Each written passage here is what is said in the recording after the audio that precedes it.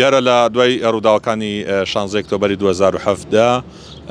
بیری ئازادی لە کەرکووک و دەوروبەری تا بێت تەسکە بێتەوە و یەکەم قۆناغیشکەوە هەوڵیدا حکوومەتی عێراق ئەوە بوو سەرجەمە و ڕادوانی لە شاری کەرکووک بوو کە حیزبولایەتە سیاسیەکانی کوردستانی تەنانەت هەندێک ڕێکخراوی کۆمەڵگەی مەدەنیش پێ هەڵسا بوو سەرجەمیانی داخستەمە شوای کرد کە کەلێنێک بکەوێتە ناو ڕاگەاندنی کوردیەوە لە شاری کەرکووکە بەدەر لەوەی کە هەندێک نووسنگەی کەناڵە ئاسمانیەکان وەکە و نووسنگەی ئێمە لە شاری کەرکووکە بەدەر لەوەی تاڵان کرا و ستوێنراش ئەمە ئەوە دەرەخات کە حکوومەتی عێراق تاکو ئێستاکە لەسەر ئەو ڕێژە ڕوەکە ساڵانی هەشتاکان و هەفتاکان هەیبوو بەرامبەر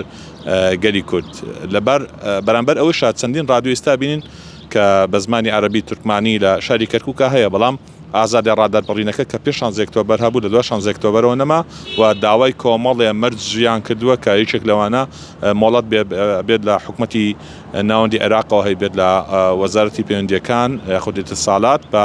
پارێکی زۆر ئەمەش وا کات ئێستاکە هەندێک حزب ئیمکانێتی نەبێت کە ڕادیۆکانیان لە کەرکووکە بکرێتەوە پیرۆزبایی یەکەین لێیان و هیوادارین لە ماوەی ئایندەیە ئەو ڕادیوانی کەوا لە 16 ئۆکتۆبەرەوە داخرابوون لە شاری کەرکووکە بە تایبەتی ڕادیۆ کوردەکان بکرێتەوە و دووبارە بزگرێتەوە بە گوێی بیسەران لە کەرکووک.